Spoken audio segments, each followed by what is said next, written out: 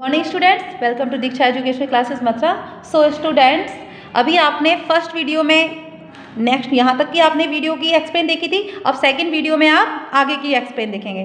So student, next में यानी कि इस वीडियो में आपका जो फर्स्ट हेडिंग है वो है रेनफॉल, क्योंकि अभी आपने प्रीवियस वीडियो में वीट यानी कि गेहूं की कंडीशंस फॉर ग्रोथ बताई थी, जिसमें आपका टेम्परेचर क्लियर हो गया था। अब नेक्स्ट आपका पॉइंट आता है रेनफॉल।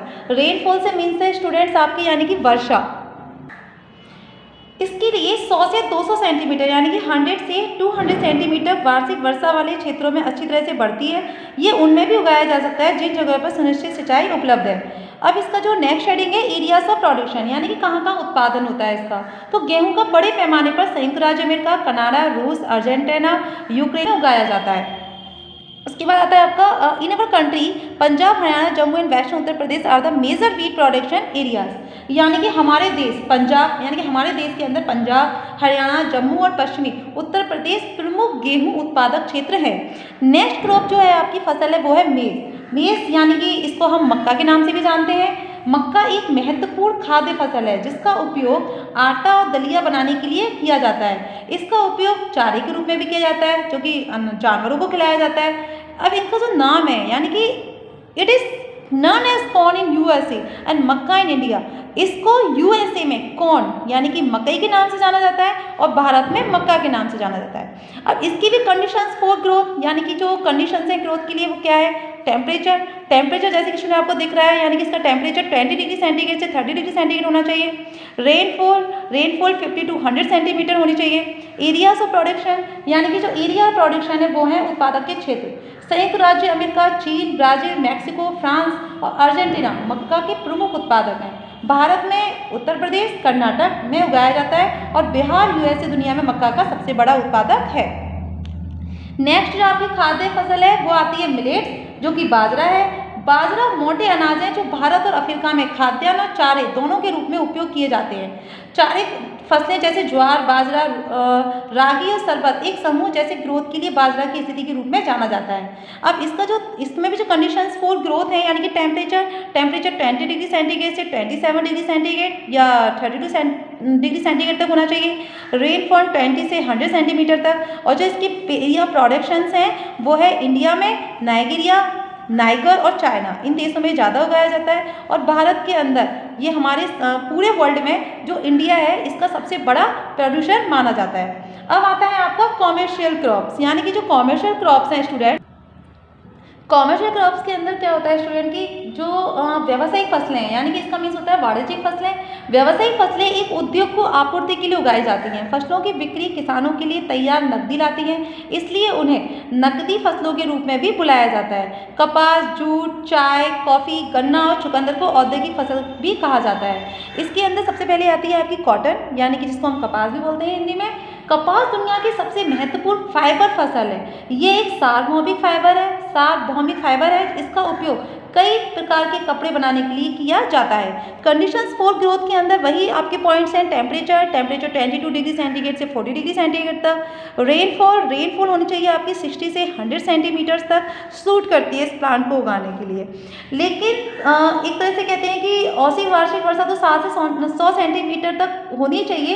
एक और इस खेती करने के लिए इसकी जो एक और कंडीशन है वो यही है कि साल में 210 डेज इसको फ्रॉस्ट फ्री यानी कि ठंड से बचाव के दिन होने चाहिए। इसको मतलब गर्मी ज़्यादा चाहिए होती है। उसके बाद आता है आपका एरियाज ऑफ प्रोडक्शन, यानी कि जो प्रोडक्शन के एरिया है इसके उत्पादक के क्षेत्र वो है चीन, अमेरिका और भारत। यानी कि चीन, अमेरिका, भारत में ये ज़्यादा उगाया जाता है। और भारत के अंदर जो इसकी लीडिंग जो स्टेट्स हैं गुजरात, महाराष्ट्र, आंध्र प्रदेश, मध्य प्रदेश, पंजाब और हरियाणा है। नेक्स्ट आता है स्टूडेंट जूट, यानी कि जूट जो है वो is considered is a golden fibre in the India सब कॉन्टिनेंट। यानी कि भारतीय उपमहाद्वीप में जूट को एक सुनहरा फाइबर माना जाता है। ये बहुत ही सॉफ्ट शाइनिंग यानी कि नरम चमकदार फाइबर होता है। It is used for making packing materials like carpets, rope bags, mats and many other products, यानी इसका जो यूज़ है वो काफ़ी चीज़ों को पैकिंग करने में, जैसे कि कारपेट्स, रोप्स, बैग्स, मैट्स, कई अन्य उत्पादों को बनाने के लिए भी किया जाता है और उनको पैक करने के लिए किया जाता है। सो कंडीशन फॉर ग्रोथ, अब इसकी जो कंडीशन है ग्रोथ के लिए वो क्या है? सबसे पहले रिलीफ, यानी कि जो राहत है वो क्या है? Jute grows well on the well drain fertile soil in the flood plains where the soil are rain water almost everywhere, यानी कि जूट बाढ़ के मैदानों में अच्छी तरह से सूखा उपजाऊ मिट्टी पर बढ़ता है, जहाँ मिट्टी को नवीनीकृत किया जाता है लगभग हर साल। टेम्परेचर इसका होना चाहिए 22 डिग्री सेंटीग्रेड और 27 डिग्री सेंटीग्रेड जहाँ इसको उगाया जाता है। रेनफॉल होना चाहिए पर ईयर 150 सेंटीमीटर, और जो सोइल है यानी कि मिट्टी है तो ये डेल्टा की जलोढ़ मिट्टी के साथ साथ दोमट मिट्टी पर भी उगता है। अब इसके जो एरियाज ऑफ प्रोडक्शन है यानी कि उत्पादक के क्षेत्र, वो खेती के प्रमुख क्षेत्र हैं इसके भारत, बांग्लादेश और चीन। ये 3 देश दुनिया के कुल जूट उत्पादन का 85% हिस्सा है। गंगा ब्रह्मपुत्र डेल्टा में जूट सबसे अच्छा उगाया जाता है। नेक्स्ट जो क्रॉप है आपकी टी, यानी कि चाय। सभी जानते हैं चाय सबके घर में बनाई जाती है और बहुत ही ज़्यादा पसंद की जाती है। सो चाय दुनिया की सबसे पसंदीदा पेय फसल है, यानी कि इसकी चाय की जो कई अलग अलग किस्में होती हैं। क्या आप जानते हैं कि चाय का स्वाद उस वातावरण पर निर्भर करता है जहाँ ये उगाया गया था, और यह भी चाय बनाने वाले पर कि किसने कब और कैसे तय किया कि पत्तियों को तोड़ा जाए, यानी किस समय पत्तियों को तोड़ा जाए उसके ऊपर इसका जो टेस्ट होता है वो डिपेंड करता है। अब इसकी कंडीशंस फॉर ग्रोथ क्या है, यानी कि टेम्परेचर, तापमान। इसका जो तापमान है वो 10 डिग्री सेंटीग्रेड से 35 डिग्री सेंटीग्रेड, यानी कि औसत जो है वो 25 डिग्री सेंटीग्रेड सबसे उपयुक्त होता है। वर्षा यानी कि रेन, जो वर्षा होती है स्टूडेंट वो इसमें कितनी होनी चाहिए, यानी कि इट रिक्वायर्स 125-250 सेंटीमीटर रेनफॉल, यानी कि बारिश इसमें 125 से लेकर 250 सेंटीमीटर तक इसमें पर ईयर रेनफॉल की आवश्यकता होती है। नेक्स्ट आता है इसमें सोइल, यानी कि मिट्टी। तो मिट्टी को पौधे को इस चाय के पौधे को एक छिद्रपूर्ण उप मिट्टी के साथ हल्की दोमट मिट्टी की आवश्यकता होती है, जो पानी को दूर करने की परमिशन देती है। पहाड़ी ढलान को चाय बागान के लिए पसंद किया जाता है क्योंकि पानी आसानी से खींचा जा सकता है। तो स्टूडेंट आपको समझ में आ गया होगा कि चाय की फसल उगाने के लिए पानी की आवश्यकता कम से कम होती है। अब आते हैं आपके एरियाज ऑफ प्रोडक्शन, यानी कि जो प्रोडक्शन इंडिया के क्षेत्र में दुनिया में चाय के प्रमुख उत्पादक है। इसके बाद चीन, श्रीलंका, केन्या, जापान, इंडोनेशिया और बांग्लादेश इत्यादि है जहाँ पर चाय उगाई जाती है। नेक्स्ट आते हैं स्टूडेंट्स कॉफ़ी, यानी कि जो कॉफ़ी होती है, कॉफ़ी भी आप बहुत अच्छे से जानते होंगे। चाय के बाद एक जो दूसरा पेय पदार्थ है जो काफ़ी घरों में पिया जाता है वो कॉफ़ी ही है। तो कॉफ़ी अंग्रेजों द्वारा भारत में कॉफ़ी प्लांट की शुरुआत की गई थी। 2 प्रकार के कॉफ़ी प्लांट हैं, अरेबिका या माका और कॉफ़ी रोबस्टा। अरेबिका एक बेहतर गुणवत्ता है और दुनिया के कुल कॉफ़ी उत्पादन का 90% है। नेक्स्ट इसके क्या होता है स्टूडेंट की वृद्धि के लिए जो शर्तें हैं, यानी कंडीशंस फॉर ग्रोथ। जो इसका तापमान है इसे 15 से 30 डिग्री सेल्सियस तक की तापमान की आवश्यकता होती है। वर्षा यानी कॉफ़ी संयंत्र के विकास के लिए 150 से लेकर 250 सेंटीमीटर की बारिश की आवश्यकता होती है। अब इसके जो प्रोडक्शन एरिया है वो ये होते हैं कि मुख्य उत्पादक देश ब्राज़ील और कोलंबिया है। भारत में ये कर्नाटक, केरल और तमिलनाडु में पश्चिमी घाट की ढलानों पर निर्मित होता है। नेक्स्ट है आपका शुगर केन, यानी कि गन्ना। गन्ना आप सबने खाया होगा, बहुत टेस्टी होता है, आई मीन इसमें जूस बहुत अच्छा होता है। सो गन्ना यानी कि sugar cane is a main source of sugar. गन्ना चीनी का एक मुख्य स्रोत है। यह एक रसदार तने के साथ एक उष्णकटिबंधीय घास है जो एक शर्करा के रस की पैदावार करता है। यह एक वार्षिक फसल है क्योंकि इसे उगाया और काटा जाने में 1 वर्ष लगता है। इसे कटिंग से उगाया जाता है, ना कि बीज से। इसका पौधा 1 से 3 मीटर तक की ऊंचाई प्राप्त करता है। कंडीशंस फॉर ग्रोथ, यानी कि इसका जो कंडीशंस है वो टेम्परेचर के लिए होने चाहिए तापमान 25 डिग्री सेंटीग्रेड से 30 डिग्री सेंटीग्रेड तक। रेनफॉल यानी कि बारिश, इसके लिए बारिश जो है वो साल में 75 से 150 सेंटीमीटर तक की आवश्यकता होती है। रिलीफ यानी कि जो राहत है वो मिट्टी जो गन्ना है यानी कि sugar cane grows well in loamy and well drain soils of plains, यानी कि ये दोमट मिट्टी में और मैदानी इलाकों की जो मिट्टी होती है उसमें अच्छे से उगाया जाता है। एरियाज ऑफ प्रोडक्शन यानी कि जो उत्पादन के क्षेत्र है वो ब्राज़ील, भारत और चीन के बाद गन्ने का प्रमुख उत्पादक है।